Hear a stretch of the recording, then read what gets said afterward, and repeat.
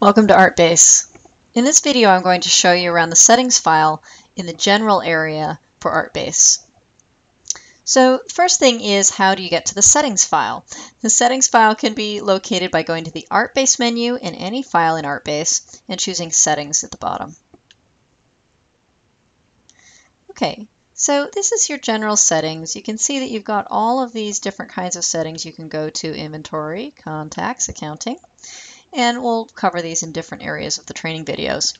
But I'm going to cover the general settings currently. In the general settings, you'll see that you have the font name and the font size. And that's a general standard for how all of your documents print out throughout the program. So when you look at the font name, you'll see that we have suggested some things in here, but you can also go in and edit this list and put your own font, whatever it may be in here. It's important that you know that whatever font that you choose must be a true type font in order for it to work in ArtBase. Font size can be anything that you want. A live preview, basically this is for people whose font is unreadable on screen. We don't have very many people like that, but there might be a few where if your font is chosen by your designer and it looks really nice when it prints out, but it's really unreadable on screen, or it's not very readable on screen, you can choose live preview no, and then when you're editing your information it won't show it to you in the preview mode, and that holds true for several different fields throughout the program. Paper size can be US letter or A4. It can also ask you each time. So this is for our dual location galleries who have one location in Europe, one location in Europe, in the US. You can choose ask, and then every time it prints, it will ask you if you want to print in US letter or A4. The zoom level allows you to change the size of the ArtBase on your screen. So you can, if it's too small on your screen, you can blow it up. And so when ArtBase starts, it will open up to, double the normal size. Business name and address. So you should enter that when you first get ArtBase, and this pops into different places throughout the program. Anchor contacts and anchor inventory. So normally when you're looking at your program, you've got the inventory file and the contacts file here. Contacts generally opens on the right hand side, inventory on the left hand side, but you can choose to have it do something different. The display name. So when you edit a record, you'll see that at the bottom it will say created by and modified by. So do you want it to say the account name, or do you want it to say the computer name? So this isn't going to know who's typing on this computer, but it will know whose account name you signed on as and what your computer name is. The date print options is for other countries. It's going to default to the US way of printing the date, but in the event that you would prefer, for example, the number to come first, or you prefer a shorter, you don't want it to spell out the word Thursday, or you want it to do a shorter version of the month, you can choose from all of these. If you want a comma or a period or a dash, you can enter that for each of these. And then this is the display field, so it will show you how your date's going to print. You can also choose a default language for your date to print in. Currency options. So this is your divider and your decimal. So essentially when you're looking at a price, Europeans like to reverse the dot and the comma to what we do in the US, and you can change that here.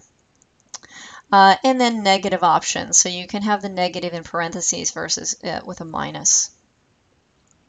This is your currency exchange rate web page. So back in the inventory, if you go into the financials area, under the currency tab, you have a lookup rates area. This will take you automatically to a web page, and this setting tells it which web page you want to go to. And we've suggested a few in here, but you can put your own favorite in there. Window prefix is going to show on the settings file, or sorry, on every file in ArtBase, just a prefix for the for opening. And then sending email. So this will either send it via FileMaker or via URL. Generally speaking, we will suggest something to you when we set you up for what that's for. Letterhead. So it's important to set your letterhead up as soon as you get the program. And this is used mostly for, well, you can either print it out straight out of the program, or every time you email a document and you send a PDF, it will automatically put the letterhead on top. So this is basically the letterhead it will use for those. So in here you have some settings, and then you can set up your letterhead in here. So the settings under printing allows you to choose when that letterhead that you set up in here prints. Do you want it to always print the letterhead? In which case you can just choose yes, and every time it prints it's going to default to put a letterhead on there. You can change it on a case-by-case basis, but generally speaking it's going to default to yes. Always print letterhead on, and then it lists all the various documents that we print out of ArtBase. So you can choose always to print the letterhead on letters and invoices, but not payable statements for some reason. Okay. And this is your letterhead area. So this allows you to import an image of your letterhead as a header or a footer. Or if you don't have an image letterhead, you can just type the information in here, and you can, oops, don't know how to spell my name. You can then format this however you want to. Going to the format menu at the top, you've got different fonts, different sizes, different styles. You can align the text left, right, center, line spacing. You can even color it. Okay, so you can basically make up your own letterhead in there using the text.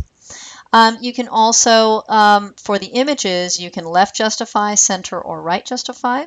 Be sure in all of these areas, so you know there's different areas for different kinds of letterhead. So there's the general portrait letterhead, there's the landscape letterhead. So when you're printing out a landscape image, this is a little different. This prints at the bottom of the page. And then there's also the label letterhead. So this is for an Avery size, number 5164, which we find is the most standard for the back of your artwork. And there, you know, there might be a separate kind of image that you might want to put in there.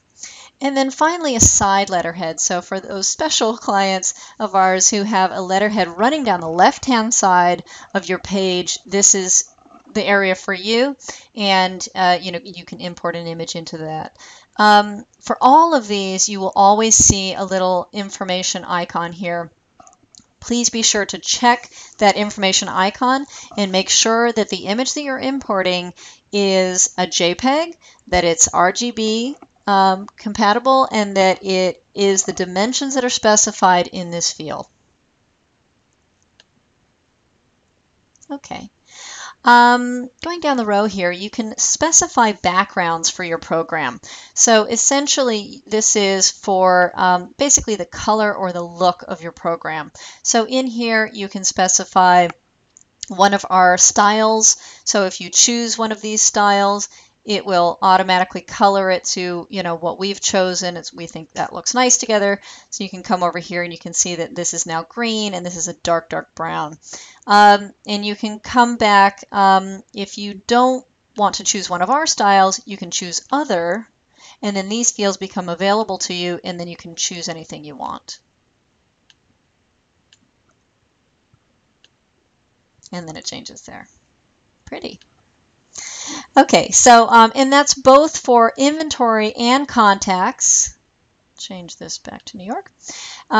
So you can have different color schemes for both the inventory and for the contacts file. So the contacts could be a different color. And these are all the colors that you have to choose from at the bottom. The Advanced tab allows you to change the names of the fields that appear in the inventory file, and generally the main inventory fields are editable. So like artist, title, date, medium, and signed information, and you can change those names in here. So in the event that maybe the word artist doesn't suit your business, maybe the word maker suits you better, something like that, you can change that here. You can change the word title to description, something like that. And then It'll suit a furniture dealer or a jewelry dealer a little bit better based on those names. And you can also change the pricing names as well. And finally, websites. These are essentially links to web servers. So ArtBase can link with your website, it can link with Artsy, and it can link with artspace.com. So these are just web servers that you can enter in there. Okay, and that's the general settings for ArtBase.